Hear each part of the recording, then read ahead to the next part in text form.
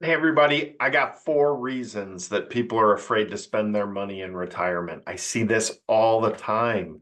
I don't know what it is. It's a very strange phenomenon, but I've kind of boiled it down to some ways to fix it and reasons that it's happening. So let's go through this. The reluctance to spend in retirement is very common. Okay, it happens to all people of all financial levels. This has to be understood. People with lots of money have a very hard time spending it in retirement. Okay. Spending less than you make is a hard habit to break, we're finding out. Savings and growing can be addictive. I have plenty of clients that say they want to spend their last dollar on their last day, but they are hooked on this thrill of building their wealth. If they saw their net worth going down, they would freak out. And that is the problem. So, the first one is the variability and unpredictability of a growth investment portfolio, meaning when we're in our wealth building years, we lean heavily on the stock market, and it has proven to be a wonderful place to build wealth. The problem is psychologically, the variability of that, the good year and the bad year and the good year and the bad year, makes it very hard to know what your money is going to be in the future, and it makes it much harder to spend. The next one is we don't know how long we're going to live. That's an obvious one, right? I don't know if I'm going to live to 80, 90, 100, 105, 110. Who knows? We don't know how long we're going to live. So we tend to want to save money for later in life as well. Plus, speaking of later in life, everybody seems to be afraid of the cost of long-term care.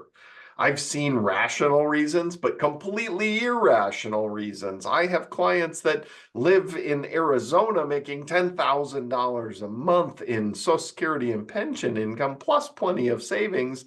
The last thing you should be worrying about is the cost of long-term care, because here in Arizona, extravagant resort-like long-term care is $10,000 a month.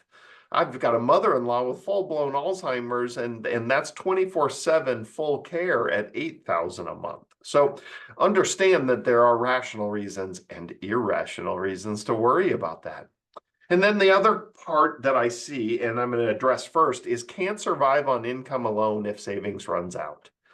This works very quickly behind the scenes on people. If you don't have enough base level income, Social Security and pension income to pay those base living expenses, or at least a survivable retirement, boy, that psychologically really works on you. You can't survive if that money's gone, which forces you into very conservative behavior. So let's work on fixing this. The first thing, and I call it first and foremost, income. This is a very, very common thread across the board. And I see study after study showing retirees with a larger portion of guaranteed income that they spend each year versus the larger portion of invested money. I see it over and over again that these people with higher portions of guaranteed income spend their money more freely. Okay, so think about the total income you take in for the year that you're spending. The ones with a higher portion of guaranteed income spend their savings more freely. That's really what this is. Okay, so more savings is not necessarily the solution. More income can be, because it reduces or eliminates some very important factors here. So the first one is reliance on investment performance, right? If you need to pay your light bill with money that you have in savings and it's earning and growing, you're now scrutinizing how it's earning and growing because your life depends on it. Okay. Fear of outliving savings. Well, again, if you've got enough income to provide a comfortable retirement, or at least a sustainable retirement, if your savings is gone, that fear should go away. And then fears of funding long-term care. Again, that scenario of somebody who has $10,000 a month guaranteed income coming in, they own their house free and clear, they got plenty of savings. The reality is they should not be fearing the cost of long-term care. That seems to get blown out of proportion, and some of it's because there's salespeople fearing people into the numbers, so they buy you a product. You know, it's all about selling you the product, and they use the fear tactics. We should absolutely address long-term care. We should have a rational plan for long-term care. But not everybody gets Alzheimer's. Not everybody's in long-term care for 10 years at full-blown care. Okay. So the answer is to make very good decisions on, sorry, my head's in the way, Social Security, right? And pension. So that's first and foremost. We need to, as we're entering retirement, I always tell people 5 years before retirement, start penciling out your plan for the guaranteed income. Make sure we're maximizing what we can get from our Social Security and maximize what we get out of our pensions. Okay, they function very similarly. And believe it or not, they're all based on that dirty annuity word, right? A lot of people don't want to consider annuities, but when interest rates are higher like they are right at this moment, income annuities become a lot more useful because their payout percentages are much higher. So if you don't have enough income to pay your base living expenses, yeah, that's when you're supposed to be looking at those income annuities. So that is when it's appropriate. If you already have plenty of income, it's not necessarily appropriate to look at those. So we want to make sure we fix the income. You need at least enough income to survive in retirement. That's your goal. Have enough guaranteed income so you can survive in retirement. And for some people that don't really have heirs and don't care about what their heirs get, have enough income to enjoy retirement. Nothing wrong with that. Okay, income annuities are not efficient at transferring wealth to your heirs. So if you don't have heirs, then sometimes more income is better. But for people that are trying to be efficient, pass their heirs as much as possible, then enough income to sustain and survive retirement is plenty. All right, next, let's walk through, because every average ordinary person in retirement struggles in this transition from spending less than I make for the last 40 years so I could save money for retirement. You're supposed to flip a switch and start spending more than you make. Okay, so the first thing I'm going to tell you is a good advisor can provide structure and be a cheerleader. And one of the things that I always encourage everybody to do is take an inventory annually. Okay, and I'm going to make it a very useful inventory. So this is the first thing I want you to do every year. I want you to start getting comfortable with your money, and I want to show you a way to put some goalposts on what you can spend year to year. So first things first, add up all your IRA savings, add up Roth savings, add up non-qualified after-tax savings. This is everything that's not Roth or IRA, and then any equity you have in real estate. I want those 4 distinct separate buckets. This is all money you have saved pre-tax. This will be your 401k, your traditional 401k. This will be your Roth 401k. And this will be your non-qualified after-tax savings, the money you've already paid taxes on, saved and invested, and there's your equity. All right, next, I want you to rationally look at your investment strategies. Cash is considered safe. Money market is safe. In most terms, bonds are considered safe. Okay, so fixed indexed annuities, bonds, bond funds, cash alternatives, those are all considered safe. Add up how much of your money is in safe investments and how much is in risk-based, stock market-based investments. Okay. Next, I want you to figure out what your guaranteed income is going to be. If you don't know already, then you should know. Go on to socialsecurity.gov, look into your pensions, figure out what your guaranteed income is. If you're already in retirement, you should already know what your guaranteed income is. Write that down. And then I want you to look at your expenses, okay? Your base living expenses right here. That's what you need to survive from month to month, the money you need just to survive. And then I want you to look at the fun money right here. Right here, the fun money, okay? Well, on average, look at the upcoming year. This is what people in retirement should be doing. They should have a grasp on the base bills, and they should have an idea of what kind of vacations they're going to take next year and what their golf membership is and whatever else that it is that you do to spend money. Maybe you're going to buy another car next year. The fun money is that optional money that we use to enjoy retirement, okay? So how much of that are you going to need for the upcoming year? That's your inventory. Those are the categories. You got really, you got 4 different categories that I want you to add up. Keep it nice and simple. Some people can do this off the top of their head. Some people really need to dig in and do it. But if you start doing it every year, you're going to have a pretty darn good grasp on this. Then what do we do with this? Well, first of all, just knowing this stuff will help you start feeling more comfortable. Okay. So what do we do with it? Now, I want you to do some math. You'll need a calculator for this, but it is not calculus. My daughter is in high school math and they're doing stuff I don't understand at this point, and I was a whiz at math in high school and college. They're doing trigonometry and all this stuff that nobody uses unless they're an engineer. So I want you to take your total savings. Don't include your equity. We leave that out. Equity in your own personal real estate. You can put equity in rental properties. That's fine. That would be a category of investment. But the reality is I don't want the equity of your own personal home. That's considered a dead asset until you sell it, and most likely either sell it to buy another house or move into long-term care. So we're going to keep that as an ace in the hole.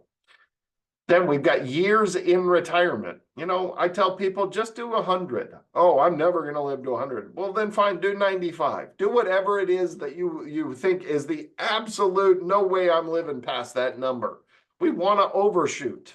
Okay, we want to be safe. We don't want to be living broke. So whether it's years to 100 or years to 95, years to 90, whatever it is that you want to do, that's fine. How many years do you have left in retirement? You take your total savings and you divide it by how many years in retirement. In my example, 1.4 million divided by 35 equals $40,000. Okay. Then I want you to add your guaranteed income to that. Okay, so 40,000 plus the guaranteed income of 48,000, Social Security and pension income, equals $88,000. And that is what our resources will provide and can provide every year until 100 years old in my example. Okay, so that's $88,000. Now, I want to go back to that previous page and add up the necessity bills and the fund money you need for next year. Okay, in my example, those two add up to $80,000. Well, my resources will provide 88. I'm allowed to pull 40,000 from my portfolio, fill my bank account back up, and we're good. If the math is off, you need to go into problem-solving mode. Okay, now remember, the reason we do this at zero growth is because that's based in a snapshot of time today. The growth was already in that account. The growth is already in the 1.4 million in this example. Now, every year that goes by, that divisor, 35, how many years you have left in retirement, gets smaller. Okay, and you have taken out the money that you needed for the previous year in that 1.4, and then you had growth. So the growth is already calculated into that 1.4. So we do that math again every single year with a smaller divisor, which then gives you more you can pull out year to year. That's what helps you keep up with inflation. And there is the last little point there. Equity in your house will be your long-term care backup. Okay? Again, this is a 10,000 foot exercise. We need to have a grasp on this. This gives you the goalposts. If you spend less than 40,000 of your savings this coming year, at zero growth going forward, we have no problems. We won't run out of money. We can do that. It's fine. But now we're adding actual growth instead of fictitious growth. Doing a whole, what if we earn 4% a year? No, that's garbage. That doesn't work. With this is a calculation to work with reality. And we do it year to year. And it gives you those guidelines, those goalposts. It tells you what you can do and can't do. And it tells you that you're all right. As long as you spend less than that 40,000 a year savings, you can't run out of money. Okay? Very important. So the other thing is the flow. Simplify the flow. Okay, this is really going to help you in retirement. Simplify the flow. I got 4 buckets here. The good old bucket system, except I don't like the midterm, long-term, short-term buckets. No, that doesn't make any sense. Here's your checking account bucket. That makes sense because you all have checking accounts. This is where your guaranteed income is going in, Social Security and pension in this case. And then you've got the savings bucket. Everybody has those savings accounts on top of that. Well, I want 1 year's worth of fund money plus a cushion for emergencies. Okay, some states that's a air conditioner goes out, like in Arizona, or other states your boiler goes out, the heater goes out, those types of emergencies. The meteor falls through your roof, the car breaks down, all those kinds of things. Not the extreme, I need hundreds of thousands of dollars for what if I get can't. No, realistic emergencies. A cushion of 10, 20, $30,000, no problem. That's normal for people. And then how much fund money do you need that your income is not going to cover? So in my example previously, the math said I could pull 40,000 this year. I'm going to put that 40,000 in there. I'm going to try to spend it. That's what I'm going to do. And then you have your safe investments separated from your stock market investments. This is very important for efficiency. Okay? It's a good idea to start separating accounts and make sure that you've got safe investments that are very distinct and you've got stock market investments that are very distinct. Okay, this is important because if the stock market's not doing well, guess where you should pull from? Oh, the safe investments. If the stock market is doing well, rocketing to the moon, start pulling some of those profits off, withdraw more from here. Very important. And you do this once a year. You simply refill that bank account every single year. So that bank account, your savings account, you're spending throughout the year. It's your budget for the year. You already sat down once a year and did that math. And I tell people typically you're going to want to do this in November time. You can make better tax decisions and all that, but that's not what this is about. This is about you getting comfortable with your money. And I want you to be comfortable with your money. And if you sat down and logically said, I could spend 40,000 this year, and you put that into your savings account, then you're allowed to go spend it without worrying. Until next year, you're going to go through the same exercise, do your inventory, do your math, and then make your withdrawals. Safe investments when the market's not doing well, and pull the profits off of that stock portfolio when it is doing well. You're not in wealth building mode, you're in spending mode. And that's how you're going to do it safely. And you're going to see year after year, when you do that math, it is still kind of growing. Even if your principal is shrinking, it's growing because you have hopefully invested it properly. And on average, it is growing and you're able to pull more every single year. That's what helps you keep up with inflation.